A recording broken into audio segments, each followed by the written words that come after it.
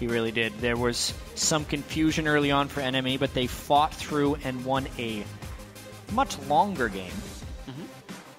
Although TSM themselves were unable to close in a 45-minute defeat to Cloud9. And TSM also kind of has to worry about this.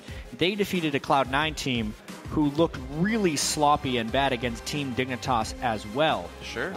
There's a serious risk here of TSM falling 0-2 at the start of the LCS.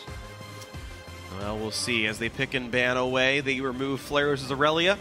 They remove the Kog'Maw from innoX. So it looks like these guys are taking the exact same choices that Gravity had made against NME eSports.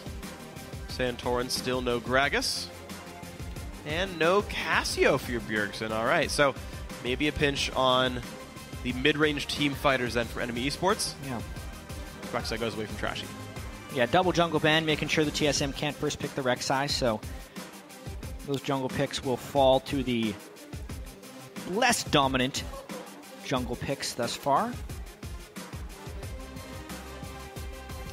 I actually want to see what happens when they start having less jungle interference. So we actually saw that Santorin was willing to gank for Dyrus yesterday and blew a flash. You know, the gank kind of worked in a certain sense, but Flaresz is a heavily aggressive player, and I think he'll be trying to fight Dyrus a whole lot.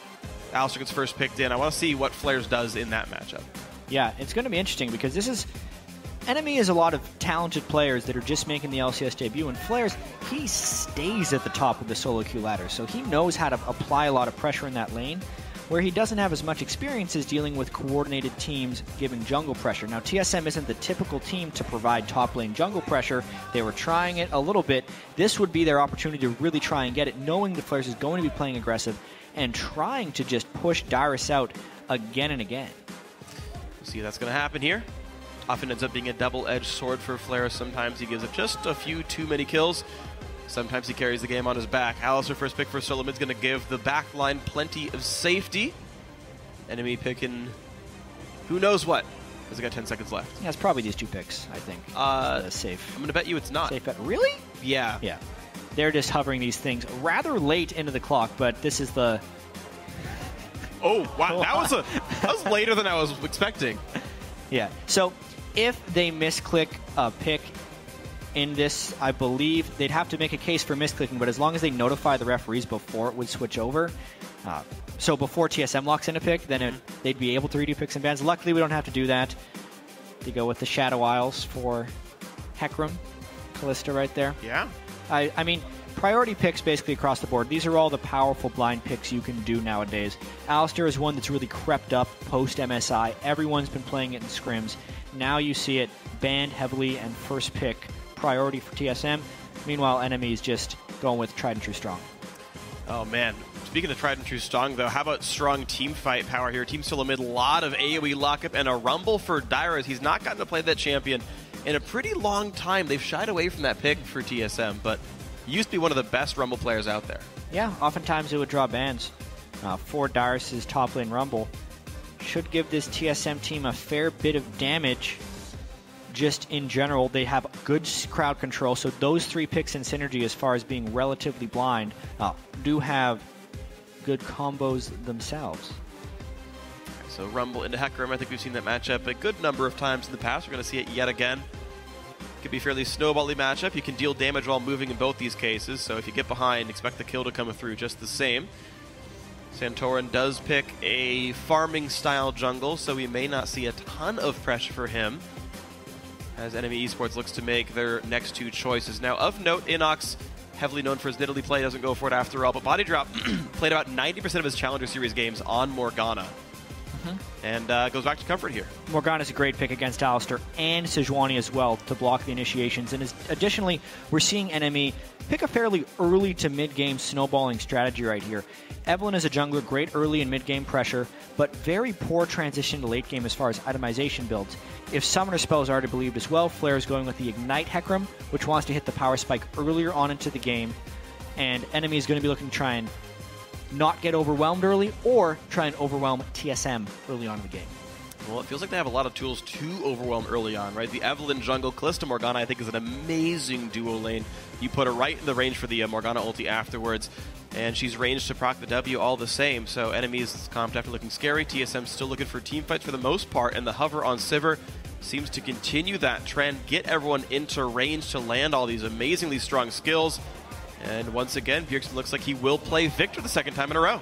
Yeah, so mid-range mage there from Viktor.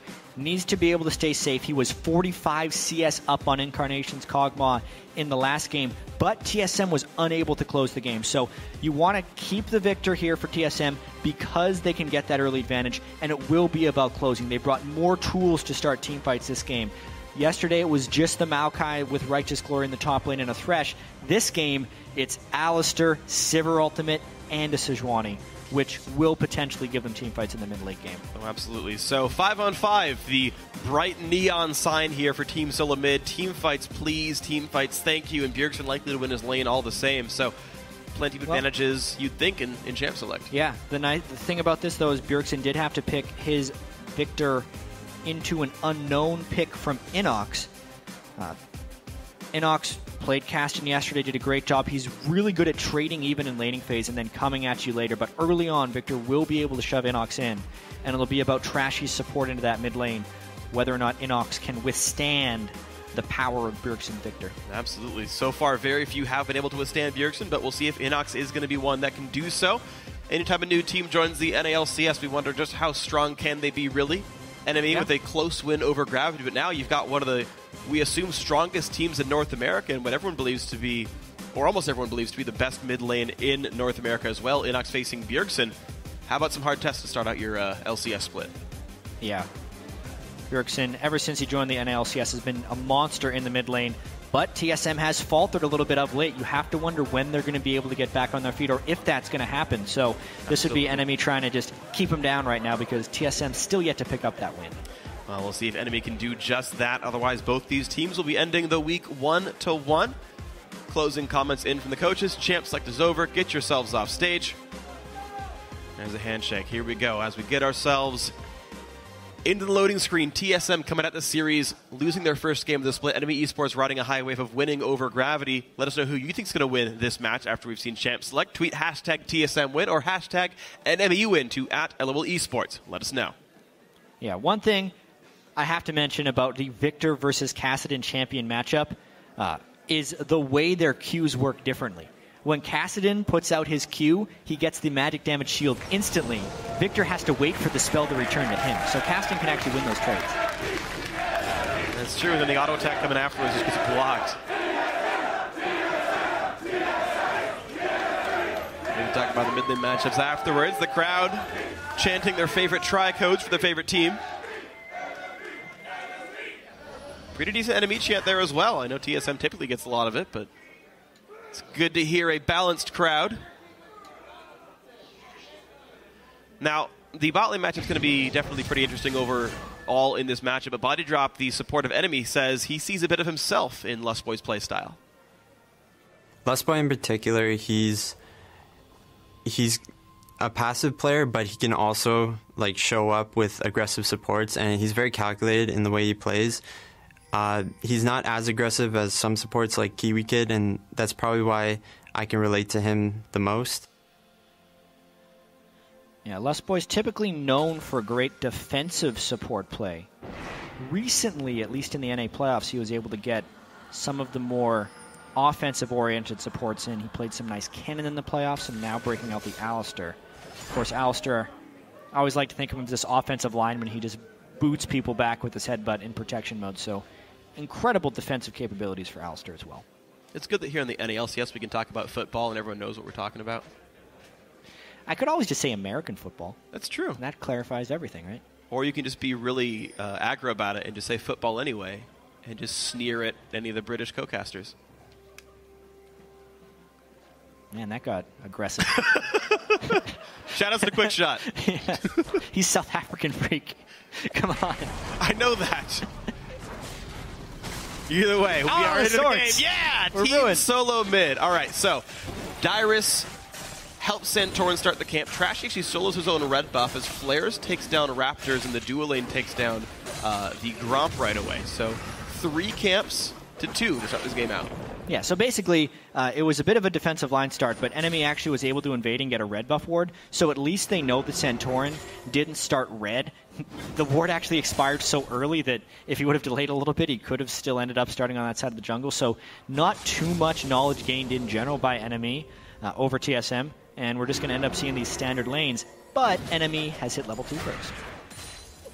Close binding right there. You can see Wildturtle forced to last hit with only Qs for a little while. Bit of money earned by Bodydrop, and now the auto attacks could be very scary. Rend and the W. I'm going to have to look at what it's called, actually. I even play Kalista. Oh, it's just called Sentinel. I thought the passive had a different name. Sends out a Sentinel. But the passive does something different. Sentinel view. Like Yasuo has 2 names for his 2 passives. That's true. Do you know those names? Way of the Wanderer. And nope. Yeah, I don't know either. All right. Yeah, it's interesting here that TSM's been pushed back early. It's basically what happens in most Alistar lanes. He's actually a fairly passive laner. Sivir Alistar in itself is more of a defensive lane. If they could get an upper hand and end up shoving in, they can pull that off. But most of the time, you end up seeing that lane get shoved in. So Otter and Bodydrop doing good to not only shove in like that, but also get the ward and the tri-brush in their window that they had after they shoved the first wave in. So it's a safe shove as well. Yeah, I mean, you got 3 spots of vision on the bottom side of the map, plus Sentinels running around. So you imagine this NME eSports duo lane should be fairly safe, and they're denying just a little bit of CS here. The smallest of leads for Otter. A ward does not spot Trashy. It was there to spot if he did the camp, but he walks right past it. This will probably give Dyrus a bit of a false sense of security. It's quite rare for a jungler to walk all the way from their base, not clear a camp, and just keep on going. Where is Trashy He went to go ward Gromp. Yeah. And then he doesn't end up ganking. The lane was pushed anyways, so there wasn't much gank opportunity for Trashy. That's true. But now he gets to know next time Santorin's on that side of the map, the rest of NME eSports can play aggressively. innoX could feel safe to play aggro. The gank could come in and as soon as these guys actually spot Sejuani. Meanwhile, Trashy has been unrevealed for quite some time, so the rest of TSM must play a little defensively. Trashy even feels safe to go ahead and take away some more camps. So it's interesting. Yeah, good kind of jungling. Yeah, so far so good. I got to speak really briefly with Santorin about himself, Svenskar, and Trashy, and he's like, I haven't really played against those guys since like Season 2, so I don't really like understand their playstyles anymore. So unfortunately, those bonds seem to be pretty loose between the 3 of them. Trashy had a few things to say about playing against Santorin when I asked him at the NACS finals, but mostly just what their styles used to be. The bonds of Denmark? Yeah, pretty much. Trashy, Santorin, and Bjergsen. All Danish. Yeah, Santorin will know generally where Trashy has been because his jungler was cleared out. Also, he should have a pretty good idea that he walked through a ward here. This actually, if Santorin continues this path, it actually opens him up to a fair bit of counter ganking, which is why it would be wise to just end up going back to base, since Trashy most likely would know he's there. Yeah. And of course the Trinket War that was over by the Krugs has timed out, so no direct information of Trashy, even though, as you said, they can infer a lot of it. Mid lane trade, you can see the shield interactions there. Bjergsen's shield came in time actually to block the Q regardless. Yeah, Kassadin ends up being able to trade pretty well with the Viktor, mainly because of that interaction of the shield from immediate on. Whoa, he just flashes in. Flash E, in comes Trashy. Is the Ignite going to be enough damage? Oh, 7 health for Bjergsen. He chugs the pot just in time. Santorin he'll to hold the wave. That would have been a huge swing for NME in this lane. If Bjergsen takes a single more minion auto attack at some point during that lane, he's dead. But innoX and Trashy can't quite convert, burning 3 summoners, only getting the 1 out of Bjergsen. And the question is, would they be able to push Bjergsen back before he's ready for his item timing? Because Bjergsen actually wants to sit on enough for his upgrade as well as boots, meaning he waits around 1 more wave. So at the end of the day, the gank actually does help a bit because it gives innoX absolute freedom and a little CS advantage here at 7 minutes. Misses that one, stutter steps it, but yeah, Bjergsen can now buy boots and a potion or 2 here, depending how much he last hits. So far, impressive stuff. He's getting like almost the entire wave.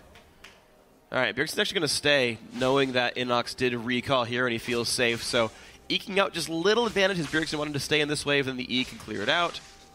I assume. Yeah. All right, cool. innoX ends up getting a fair bit of freedom as well. Because of that, he can get his full Catalyst as well as the ward combo that most mid laners like being able to back with. This is actually quite a good start from NME. We know that their team composition from Champion Select was geared towards this kind of mid-game power spike. Flaresz used his first teleport to get back to lane instead of trying to pull off an aggressive play, so they're going to have to wait a little bit while longer for things to come online, but they haven't fallen behind yet. Yeah, not yet at all, but it feels like TSM has now some slight edges. A nice, really quick wave. They're going to actually hurt Otter's chances at getting some golden XP in this next wave.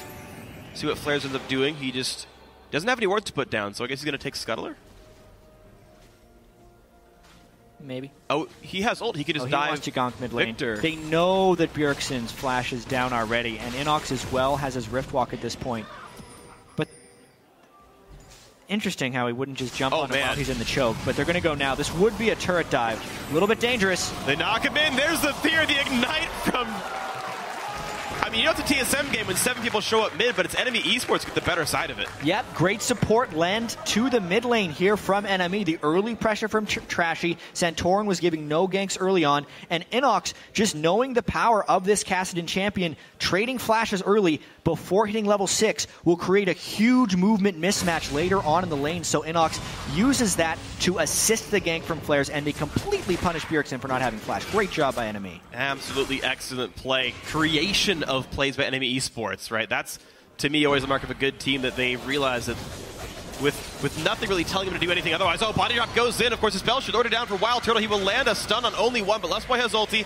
TP mismatch means Dyrus shows up. This equalizer could be absolutely brutal. Otter tries to dodge away, and he pulls back his Morgana, re-engages her, but maybe not something they need as Santorin shows up as well with ulti.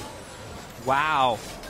Really interesting move there. NME going aggressive with the teleport advantage falling in TSM. That's a very punishable play right now, and TSM is doing their best to punish that. But so far, good usage of Black Shields and Fake Calls to at least avoid deaths, and they may end up losing the turret nonetheless. They lose part of the health in the turret, but keep in mind, Flaresz is doing like the same thing on the other side of the map. So, you know, the TP gets used, and in fact, looks like TSM are going to stay to knock this turret down, but a Trinity Force first, Phage holding Flaresz is going to get a lot of damage on the other side of this. Down to half, he's not going to get much more, but it's going to be low. Yeah, because of the first blood, it keeps the gold pretty close as well. Interesting move there. It's going to give Flaresz that obvious free time in the top lane, but he's not able to take too much out of that. I still feel like that aggressive play by NME in the bottom lane does lead to some potential TSM advantages. Yeah. Let's see if this dragon gets punished, though. Trashy wants to corral them in the pit here. Well, the rest of TSM are coming in as soon as they can, but it won't be in time to steal it away. Blue team picks up Dragon. Santorin can jump the wall, still has flash as well. Wildturtle slowed down by the Eve ulti. In comes the chase, forced to flash. The flash for Dragon is super worth it. Yeah. NME wanted to wait for the rest of their team to arrive before committing to the pit. TSM was already down the Sivir ultimate. I think NME could have gone a little bit earlier right there. TSM able to secure some key objectives early on. Nice Dyrus zoning Flaresz away. I think part of the minion wave died under the turret as well. I take that back. It's going to balance right here. Down a level. Flaresz going to do what damage he can without any magic with his bot. Bjergsen, innoX in a trade. Bjergsen happy to answer back and actually wins that one. Flask used to get some health back on this Kassadin, but pink ward cleared as well. Going to be a good thing for Bjergsen. I wonder, actually, just thinking about this Kassadin Viktor matchup a little bit more. Because of the Catalyst and the Flask onto him, as long as it's not an all-in, even if innoX takes a slight disadvantage, that could end up being a trade in his favor as long as it sustains. Bjergsen has no way of keeping that up. However, that's 2 death rays in a row that he's been able to land on innoX that have not been dodged. And that's what's going to be giving Bjergsen a slight edge in this lane. And you're seeing the consumables running out for this Kassadin player. TSM holding a 500 gold lead now as we crest into the mid-game somewhat. 11.5 minutes in. Big roam towards the top side. TSM turning over New Leaf. This is 4 people ganking for Dyrus. Get him. Flaresz, he's need to ult at just the right time. Well, he dodges the Q. Flash, knock up, headbutt backwards. Flaresz in a rough spot. Ulti comes in. I guess the gank for Santorin. No assist for Dyrus. Yeah, Dyrus only gets the free farm at the end of that lane. The roaming duo of Santorin and Lustboy picked that up. Nice job right there. Just spacing out properly against Flaresz, knowing that he could ult away. Lustboy also being the one in the back, so he can basically cleanse the Terrify with his Unbreakable Will and still get the knockup onto Flaresz. There was no escape there for the Hecarim Flaresz. Not at all. Absolutely great play by the TSM members. Lustboy and Santorin playing that one, I think, roughly perfectly. Not much else could be done. Bodydrop and Trashy now in the mix. Dyrus has to flash the binding, does so. And he's going to be safe in the end of all that. 1,100 gold lead for Team Solomid. Yeah, TSM, they really need to get a win here based after what happened yesterday against Cloud9. Remember, at one point, Bjergsen was up 45 CS to Incarnation, ended the game up 100 CS. But the team itself for Team Solomid wasn't able to capitalize on that. Bjergsen was making some interesting, strange, bad calls in the mid-game where he couldn't find a right fight. They were backing away when they should have gone in. But this time they have a 1,000 gold lead. It's not Bjergsen that has the edge, though, so I'm really interested to see how this will affect TSM's overall strategy, whether they're going to try and pull in and help Bjergsen, or if they're going to actually try some other areas of carrying, like Dyrus' CS lead in the top lane. That's been a successful avenue, though, for TSM, all things considered. Bjergsen's flash is back up, and I mean, to be honest, good luck ganking a Kassadin. I don't know if they could really make a lot of pressure in that lane after all. Maybe a Sivir rotate to go knock turrets down if we see that eventually be where they place Wildturtle. Right now, though, TSM looking at turret kills as their primary objective. Dual lane heads towards the top side. Flaresz not going to be defending that one anytime soon, and Otter's on the wrong side of the map to do so, so plenty of damage going to go down to this top turret. Also, Flaresz with a Black Cleaver rush. Oh, weird. On Hecarim right there. We pretty much always see the Trinity Force. I assumed as much, yeah. Yeah. Well, first time we're seeing the build. Might end up being a fight here in the top lane. Tries to fight Wildturtle, but turret's already dead. Ignite used, pops in the ulti, and the horses knock down the spell shield, meaning the fear lands. Kill for Flaresz. Turret still goes down, but NME eSports able to answer back on the other side of the map as Otter knocks down the outer turret in the bot lane.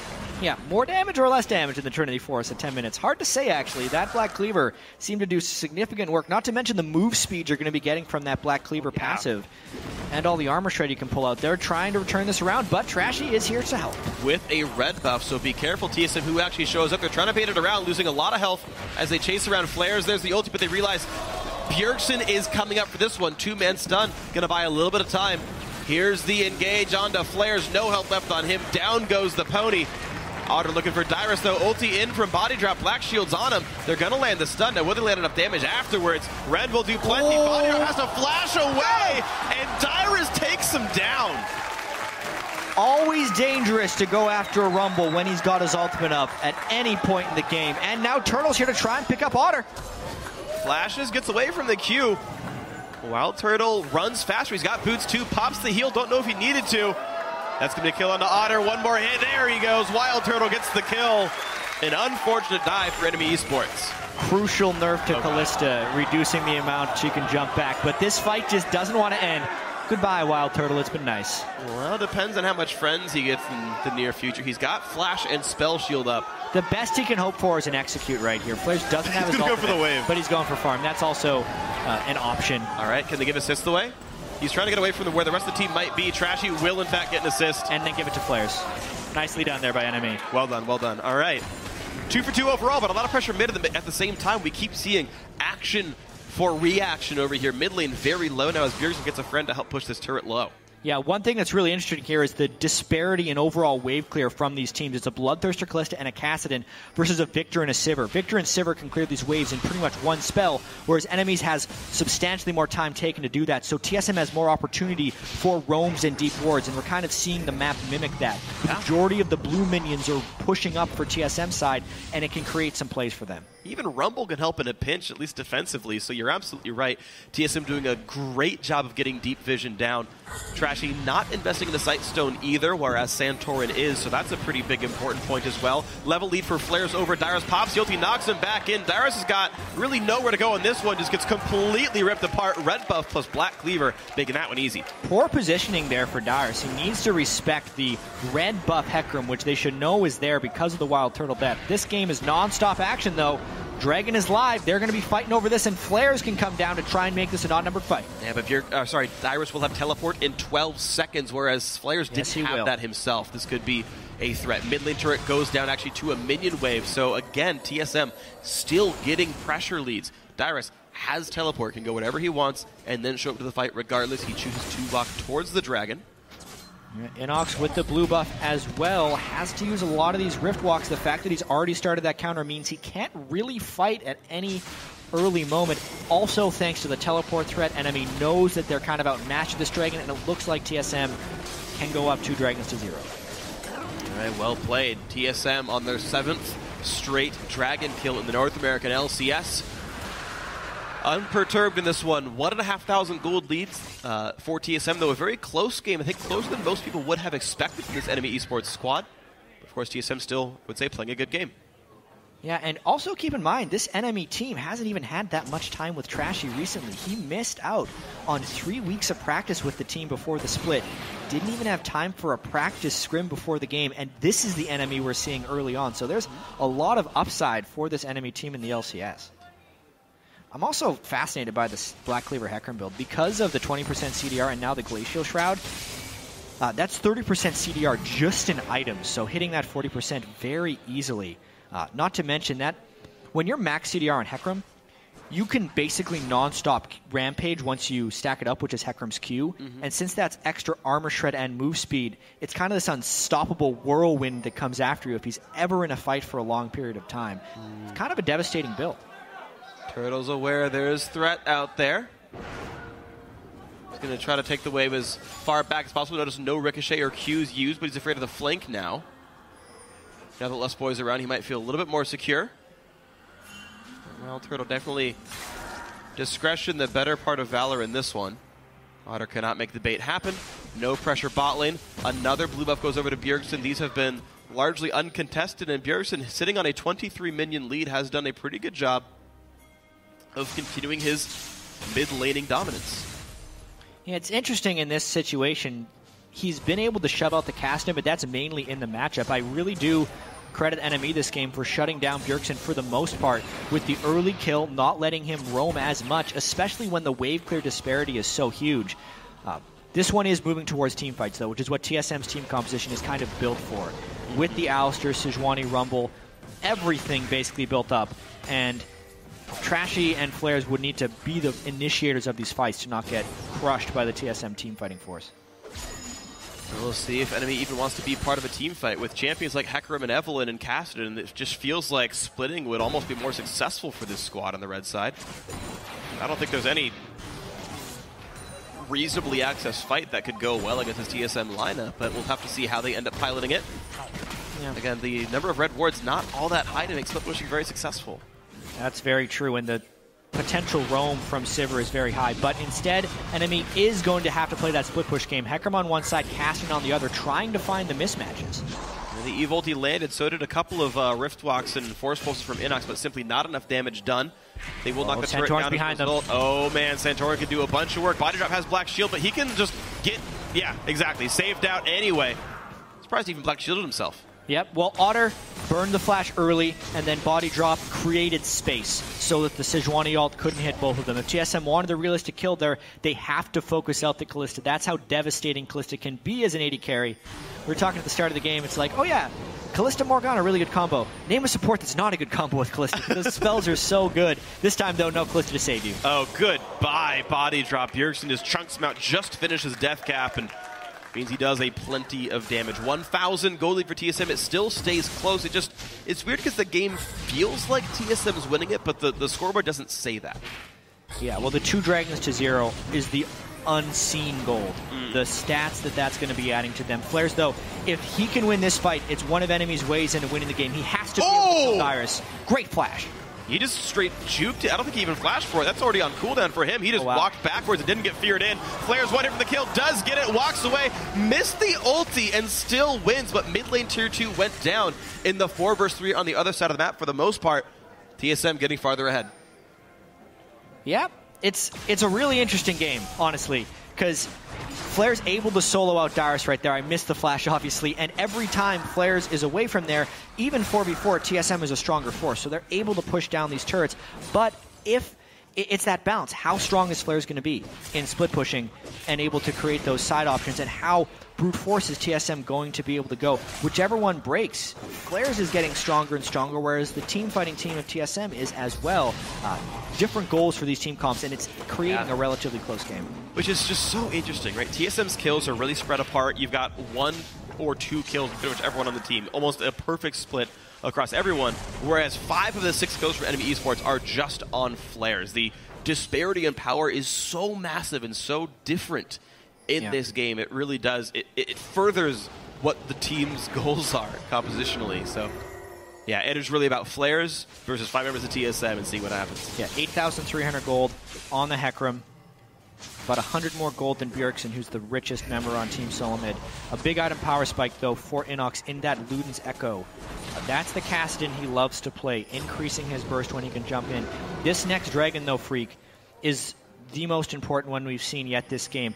It's more about dragon denial right now. If TSM can keep enemy out of dragons, they stop a lot of their scaling. An enemy would really want this one, but it's exactly what they can't do. It's super difficult for them to group up as 5. If that happens, they could just get about a 5,000 gold swing in the side of TSM if they lose a fight around this dragon. And that might be unsurmountable. TSM have the tools to turret dive with Sejuani Alistar, so just forcing team fights on objectives becomes easier as gold comes in for TSM. Now, NME eSports, they are still splitting up the top lane. There's Hecarim's top, as is Rumble. The remaining 4v4, not something that enemy can easily win. They don't really even have poke to make it difficult for TSM to traverse. The waves are constantly cleared first for TSM, and they're always able to regroup back towards Dragon. Yeah, TSM needs to keep themselves as a fairly grouped up unit to avoid a lot of the flank attacks. They need to be running straight at people because they have the move speed advantage with Sivir and good initiation tools. The danger that NME wants to try and exploit is if they can get some type of flank and actually get on top of the Viktor, burst him out quickly while the tanks aren't there to CC, and then they can have an advantage. This is an interesting trade, though, right now. NME trying to sneak the dragon, and instead of pushing mid, TSM actually comes back because they'd rather have a team fight. Be careful, though. 2,000 gold on the dragon, and these guys are unwilling to stick around for it. Should be a quick pickup. Kassadin coming back down. Recall for Flaresz. He can home guard TP in and be there before Dyrus. There's the double TP. Both are coming in right now. Yeah, respect from TSM, though. They pull back, wait for the home guards, and they'd rather set up this 5v5, but Dragon's going down. It's going to force a fight. Blue team smites it. Santorin takes away the dragon, but the battle has begun. Bind out of Dyrus. Into the back line goes Flaresz. Is going to get stunned up, though, and Viktor's going to have a field day on this one. Rumble goes down. So does the opposing top laner. Trashy flashing out. The Tempest just crushing everyone, and Bodydrop might just be the next casualty. It's a 1-for-1. Low health bars, and NME eSports a great black shield. innoX. Jeez, barely squeaks away. Explosive fight right there. I don't think Otter has a way out of that one. And the Dragon steal by Santorin is incredibly important right there. The stat swing that he denied NME right there is in the thousands of gold. It's a nice amount of life steal from Otter. TSM has more people. Full. Just outplay it. Fade mechanics. Damn. He tried. Just outplay it, man. You can do it. Just outplay the targeted pulverize. It's easy. All right, well, TSM on the end of that one getting a third dragon and go 2-1 overall in kills. Turret pressure, dragon pressure, gold lead.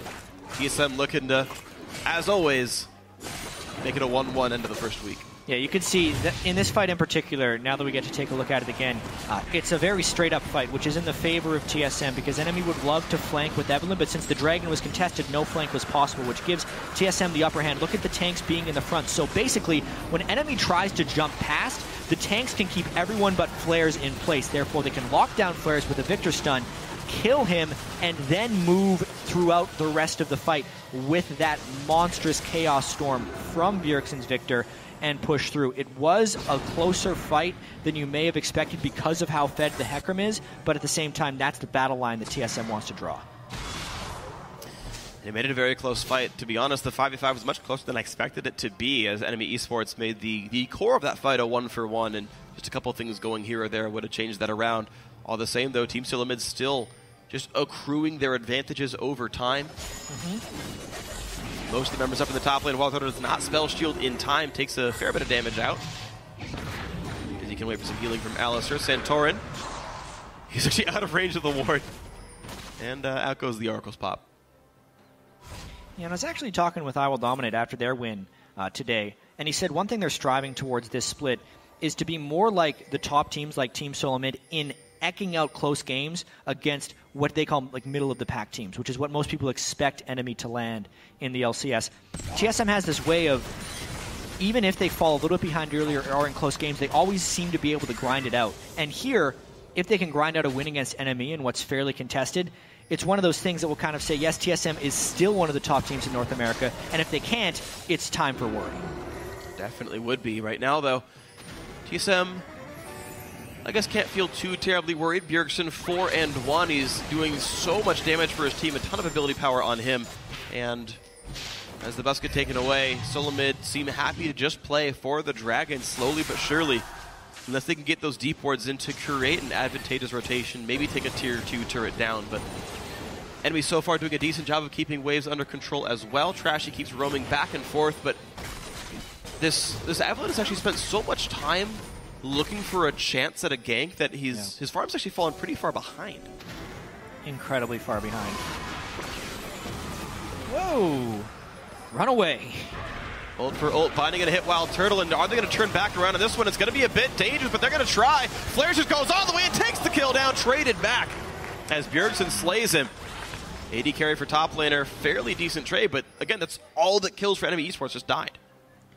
Yeah, they were able to burn the equalizer as well, so if we're talking about ultimate trades, it's still okay, but it's still a roaming kill squad for the rest of the team. Wow. That's the Luden's burst, but innoX has to get out of there now. Well, Riftbox up in a second. Gets pushed around. That's going to be the kill picked up. Nicely done by Lustboy. Flashes in for the headbutt. Pulverize takes him down. Another advantageous trade for TSM. They're getting farther and farther ahead. Yeah, not worth harass right there by innoX. And you're seeing the 600+ AP Viktor come in. And that's 537 right now. But it's soon to be 600+ if they're able to get some more items there. Basically 600, Jatt. Basically 600. Round up to 600. Just round up to 600. It sounds more impressive. It does. 700. Trashy finds Bjergsen doing his best impression of Rush. But Bjergsen stays safe. Out he goes. TSM getting away cleanly every single time, it seems. Look out, though. He's going to ult them. He's going to flash. He's going to keep going. Flaresz just wants to get in range for an auto attack for the Iceborne slow. He's got it. The question is, though, this Dyrus slow is pretty darn strong, and Trashy wasn't there in time. Attempting to get that split push going, but Flaresz can't really seem to do that. And this mid turret's still so healthy. innoX hasn't been able to shove that lane up at all. The spam from the Viktor on Bjergsen. It's kept that lane completely controlled. Yeah, the mid lane is 2 turrets to 0. I mean, Bjergsen has clearly just shown the push lead, and even though you don't, I guess it's actually pretty big, but you don't see like the most massive CS lead between the two, the fact that you're seeing such an obvious disparity in minion kill power, in pushing power, the turret kills are also a really big point to watch for in this matchup. Bjergsen's certainly getting the better of it. Yeah. Just from a team composition standpoint as well, NME has to fully commit if they want these fights. And when they're always pushed in from the minions as well, it just makes their windows smaller and smaller, whereas TSM can just keep wave clearing and then taking the objectives as they come. 4th Dragon about to come in here for TSM. Uncontested 4th Dragon. All right, 6 minutes away from aspect of at 36.5 in. TSM have their eyes on the prize, and so far they've done a good job of being controlled, and they're really not getting objectives traded back against them. It's still only 2 turret kills for NME eSports. These guys have not had that same split push power that Cloud9 did. It's TSM almost playing the exact same game they did yesterday, just not being punished as much. Ooh, well, it's interesting because the gold lead is actually about the same as it was against Cloud9, so this game is still very much up in the air. This is a really quick Baron, though. They're going in with that Rumble out to stop the escape. How low is Baron? It's not low enough! Not low enough at all. Here comes the engage. A giant engager. Lustboy Flaresz nearly dead at the start of the fight, and in comes the return towards Bjergsen. They can't quite kill him, though. Otter tries, but can't quite. The Ignite takes him down. Bjergsen, the first kill of the fight, in towards that 80. Carry from NME eSports now. Bodydrop, the next casualty. Out goes Morgana, 2 for 0. Flaresz not going to get found. TSM goes back for Baron. Wildturtle was not there, so NME thought maybe even if they peel off, they could win a 5v4. That was not quite enough. Here comes Flaresz, though, trying to keep this fight going. innoX might jump in as well. Low on health, no smite up. Flaresz picks up 1. Bjergsen goes down. Smite, no, it's going to be picked up by Sivir. A couple kills traded back as well. Can Flaresz hard carry this fight? He's taken 2. He's going for a 3rd, but the zone is going to keep him safe. Ace for TSM plus the Baron. That balloons the gold lead to about 7,000 after that one. But Chaos has entered the rift in this game. NME desperately tried to stop that one, but TSM was just strong enough. What a crazy series of events right there. Oh, man. Nice attempt by NME eSports. They're certainly not shy about trying to re-engage and salvage situations.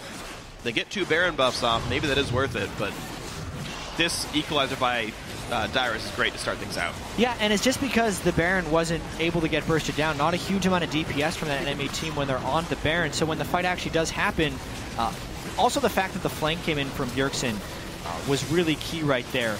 He basically did all of Otter's health with a couple of spells. Yeah.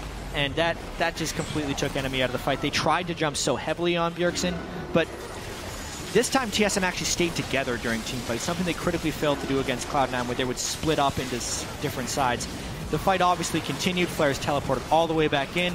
Still had his ultimate, apparently. I'll have to check if he had that up during the first Baron. And then TSM, because they had the numbers advantage, can just easily take that Baron. I'm going to check on that ultimate for the first fight. Yeah, awkwardly for NME eSports, at the very start of that Baron, you had some peeling off, and like Flaresz and Trashy and innoX stayed in the pit hitting Baron, actually, and it definitely hurt him a little bit. They weren't able to get out of that ring, and a massive AoE CC from Lustboy made that nice. 5 turrets killed now for Team Solomid. They're up 8,000 gold. As you said, they've ballooned this advantage. Little that NME eSports can do to stop them. Their wave clear is just so limited. Yeah, and this is the weakness of their team composition. They basically have to flank fight immediately, but there's a pink ward far behind TSM, so they can kind of control the flank right there. Very hard for NME to fight. I did check as well. The Hecarim ult was up by Flaresz, so some questionable decision-making at that Baron about whether they should fight at the start or not. TSM kind of respecting this flank, but they do have vision if it happens.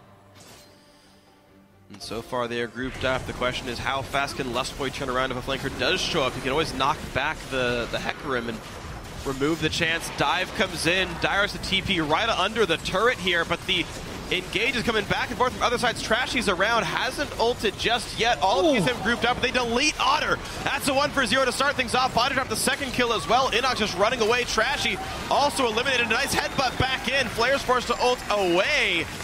Still 4 kills picked up as Dyrus picks up another one. 18 to 10, 34.5 minutes in. TSM looking to close this out right now. Yeah, just innoX alive. That's not enough to defend against 5 people. TSM looking for a win. A pretty good game by these guys. The early game was close. The mid game fairly close as well, but Bjergsen kept doing better and better and better throughout this game. Kept the pressure onto innoX. And TSM will find their first win of the split. Yeah, we really got to see Bjergsen's team fight power on Viktor this game, something that was sorely lacking in their matchup against Cloud9. Some pretty key differences for this TSM game, obviously. Playing a less experienced team against them in NME, a team without as much wave clear in order to trade objectives. TSM also substantially more crowd control and protection, so in the team fights, the carries could get work done. Bjergsen and Wildturtle, consistent damage in these team fights, and once again, TSM starts 1-1. Of course they do. NME eSports themselves 1-1 as well. Their opponents this week, Team Solomid and Gravity. So 1-1, not a bad start for the newcomers to the NALCS. We can see them go anywhere from here. Now, they of course did play an entire split with this lineup, so there's a lot of experience together. You could say, well, Trashy wasn't here for the last 3 weeks, so maybe they lost some of it, but I guess I hope for their sake that they do improve from here. There were some reasonably obvious mistakes in their play. Trashy really didn't make anything happen with his Evelyn the whole game, which is unfortunate for a champion that has so many early game tools with the permanent stealth. Being outfarmed 85 to 160 by the end of it also doesn't help, especially since Evelyn scales poorly to begin with.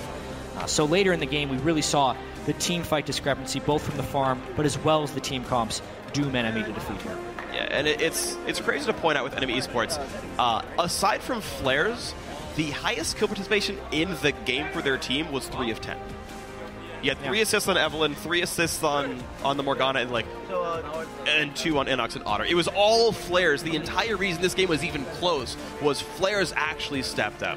Very aggressive player. Sometimes it backfires, but he kept his team in the game this one. Yeah, nature of the split push as well. They were trying to split push the lanes, but at the end of the day, TSM could find enough ways of forcing fights.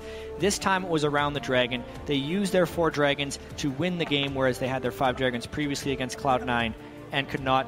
Honestly, though, NME can't be too upset about this one. They gave